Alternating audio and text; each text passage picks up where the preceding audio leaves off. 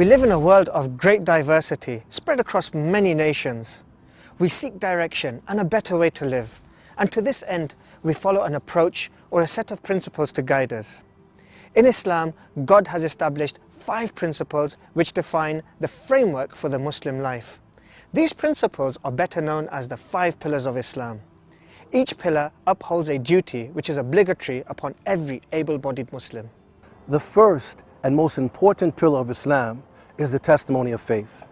It's a simple yet powerful declaration which forms the basis of Islam, and it means there is no God worthy to be worshipped except for God, and Muhammad is the messenger. It's a universal declaration which forms the essence of every Muslim believer. The second pillar in Islam is prayer. God has commanded the Muslims to pray 5 times a day.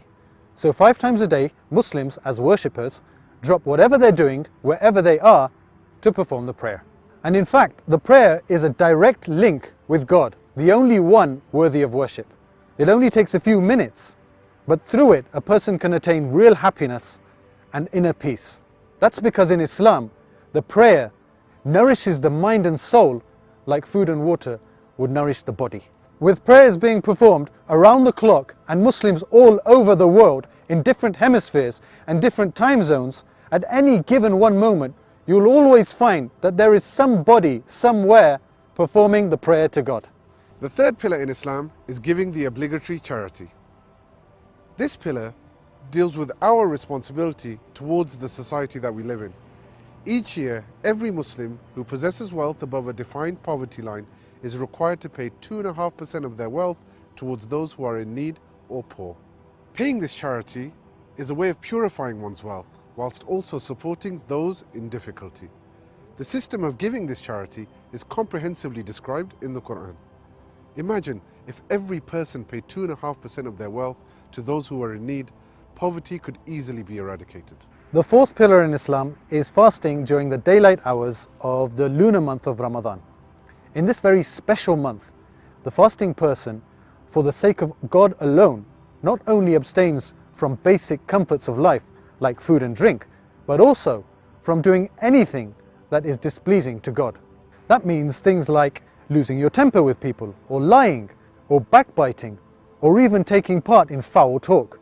Besides the fact that fasting is great for your health, it also allows the fasting person to be at one with and sympathize with all those people around the world who are suffering from hunger and poverty. But at the same time, it's a golden opportunity to really strengthen that essential relationship with our Creator. The final pillar of Islam is Hajj, which is the annual pilgrimage to the holy city of Mecca in Saudi Arabia. It's a huge spectacle of millions of Muslims from all over the world gathering together to worship God the Almighty over a 5-day period. All Muslims are required to perform the pilgrimage at least once in their lifetime, as long as they're physically fit and financially able to do so.